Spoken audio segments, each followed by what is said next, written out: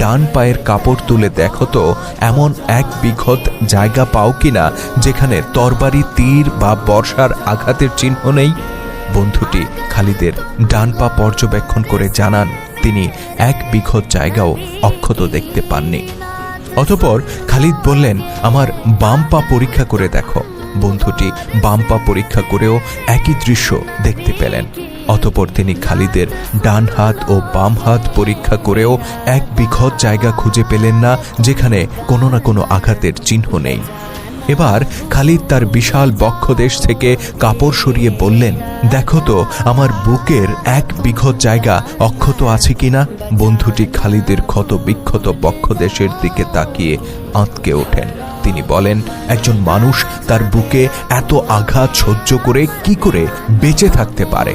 খালিদ দুঃখ ভারাক্রান্ত হৃদয়ে বললেন, আমি তো এভাবে বিছানায় পড়ে মৃত্যু কামনা করিনি, বরং আমি চেয়েছিলাম যুদ্ধের ময়দানে আমার মৃত্যু হোক। তবে কেন আমি শাহাদাতের গৌরব থেকে বঞ্চিত হলাম? বন্ধুটি তখন বললেন, ওহে আবু সুলাইমান, আল্লাহর বাণীবাহক যেদিন তোমাকে আল্লাহর তরবারি নাম দিয়েছিলেন সেদিন নিশ্চয়ই তিনি আল্লাহর কাছে দোয়া করেছিলেন যেন তুমি যুদ্ধক্ষেত্রে নিহত না হও। একজন অবিশ্বাসীর হাতে তোমার প্রাণ যাওয়ার মানে দাঁড়াতো আল্লাহর শত্রুর হাতে আল্লাহর তরবারি দ্বিখণ্ডিত হয়েছে। এটা তো কখনোই হতে পারে না। বন্ধুর এই কথা শুনে খালিদ চুপ হয়ে যান। কিছুক্ষণ পর বন্ধুটি চলে যান। খালিদ রাদিয়াল্লাহু তাআলা আনহু বুঝতে পারেন তার এই বন্ধুর কথায় যুক্তি আছে, কিন্তু সেই যুক্তি তার অশান্ত হৃদয়কে শান্ত করার জন্য যথেষ্ট ছিল না। শহীদ হতে না পারার আক্ষেপ মৃত্যুর পূর্ব মুহূর্ত পর্যন্ত তাকে কুরে কুরে খেয়েছিল। মৃত্যুর সময় যুদ্ধের অস্ত্র আর বর্ম ছাড়া খালিদ রাদিয়াল্লাহু তাআলা আনহুর কাছে আর কোনো সম্পদ ছিল না। আর ছিল একটি ঘোড়া ও বিশ্বস্ত দাস হামাম। জীবনের শেষ দিন তিনি বিছানায় শুয়েছিলেন। পাশে বসেছিল দুঃখ ভারাক্রান্ত হামাম। চোখের সামনে থেকে ক্রমান্বয়ে পৃথিবীর আলো নিভে যেতে থাকলে খালিদ রাদিয়াল্লাহু তাআলা আনহু যন্ত্রণা ক্লিষ্ট চিত্তে একটি বাক্যের মাধ্যমে নিজের সমস্ত অনুভূতি প্রকাশ করে যান। তিনি বলেন, আমি এক ওটের মতো আজ মৃত্যুবরণ করছি। আমি বিছানার মধ্যে লজ্জাজনকভাবে প্রাণ ত্যাগ করছি। কাপুরুষের চোখও ঘুমের মধ্যে বন্ধ হয় না। জেনারেল AI আকরাম রচিত আল্লাহর তলোয়ার গ্রন্থে এভাবেই বিবৃত হয়েছে ইসলামের শ্রেষ্ঠ বীর খালিদ বিন ওয়ালিদ রাদিয়াল্লাহু তাআলা আনহুর জীবন অবসানের গল্প। খালিদের মৃত্যুর সংবাদ যখন মদিনায় পৌঁছে তা ঝড়ের গতিতে ছড়িয়ে পড়ে। নারীরা কাঁদতে কাঁদতে রাস্তায় নেমে আসে। সামনে থাকে খালিদের গোত্র বনু মাকজুমের মেয়েরা। তারা বুক চাপড়ে বিলাপ করতে থাকে। কিন্তু রাসূলুল্লাহ সাল্লাল্লাহু আলাইহি সাল্লাম কারো মৃত্যুতে এভাবে বিলাপ করতে বারণ করে গিয়েছিলেন। ওমর রাদিয়াল্লাহু তাআলা আনহু খলিফা হওয়ার পর রাসূলুল্লাহর সেই নিষেধাজ্ঞা রাষ্ট্রীয়ভাবে জারি করেন। তিনি বলেন, একজন মানুষ যখন মৃত্যুর মধ্য দিয়ে আল্লাহর সান্নিধ্যে চলে যায় তখন এভাবে বিলাপ করা সঙ্গত হতে পারে না। কারো মৃত্যুতে স্বজনদের বিলাপ করতে দেখলে ওমর রাদিয়াল্লাহু তাআলা আনহু কখনো কখনো চাবুক তুলতেও দ্বিধা করতেন না। ওমর রাদিয়াল্লাহু তাআলা আনহু যখন খালিদের মৃত্যুর সংবাদ পান তিনি নিজেও দুঃখে ভারাক্রান্ত হয়ে মেঝেতে বসে পড়েন।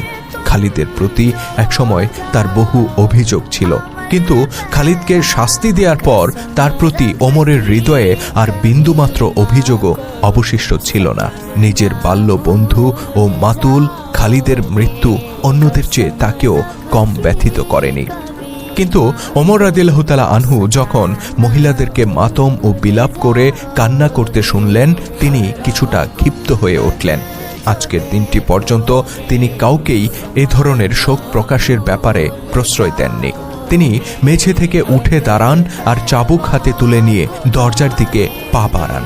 কিন্তু দরজার কাছে গিয়ে তিনি সহসাই থমকে যান। তিনি বনু মাকজুমের নারীদেরকে শাসন করার জন্য বাইরে যাচ্ছিলেন, অথচ তিনি শুনতে পেলেন তার নিজের গৃহ থেকেই বিলাপের আওয়াজ আসছে।